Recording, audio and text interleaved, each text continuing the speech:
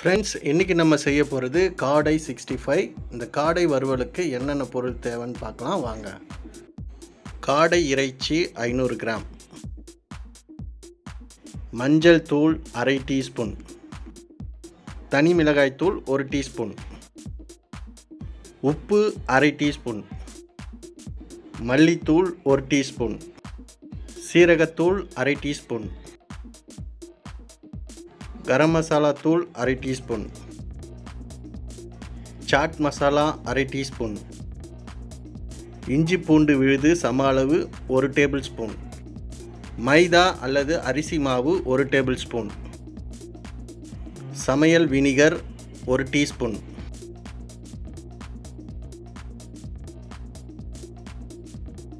தண்ணீர் 30 ml, அதாவது 2 table spoon தண்ணி இதில் சேர்த்துக்கங்க. இப்போ இந்த கலவையை நல்லா கலந்து விடுங்க. கட்டி இல்லாமல் நல்லா கலந்துக்கங்க.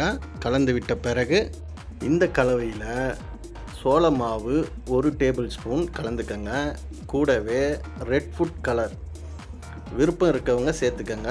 இது சேர்த்தா தான் நல்ல கலராக இருக்கும், பார்க்குறதுக்கு டெம்டிங்காக இருக்கும். இது சேர்த்த பிறகு மீண்டும் ஒரு முறை நல்லா கலந்து விடுங்க.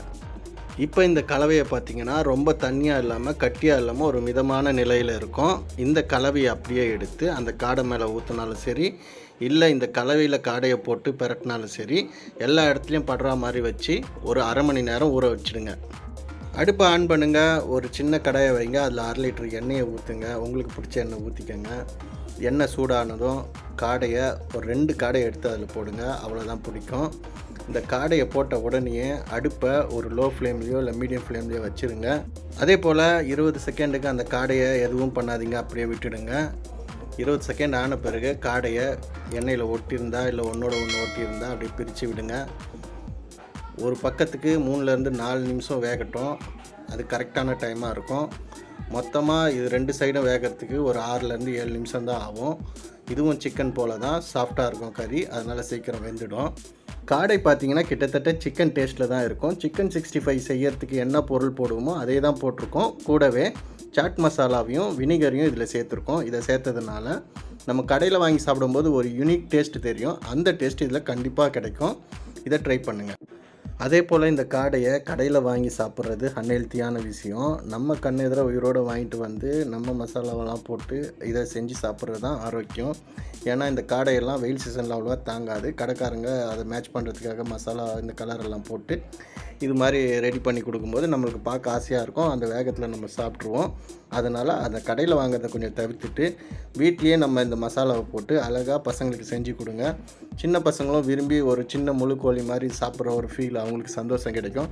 அதை பார்க்குற நம்மளுக்கும் ஒரு சந்தோஷம் கிடைக்கும். இந்த சேனலில் புதுசாக வீடியோ பார்க்குற நண்பர்கள் இந்த வீடியோ பிடிச்சிருந்ததுன்னா ஒரு லைக்கை போட்டுட்டு சப்ஸ்கிரைப் பண்ணி வச்சுக்கோங்க. கூடவே பெல் பட்டனையும் அமுத்துங்க. இதை பார்த்ததோடு இல்லாமல் இந்த ரெசிபியை வீட்டில் ட்ரை பண்ணுங்கள். ட்ரை பண்ணி நல்லா வரும் கண்டிப்பாக. அப்படி வந்துச்சுன்னா எனக்கு கமெண்ட்ஸ் போடுங்க, இல்லை டவுட்னாலும் கமெண்ட்ஸில் கேளுங்க.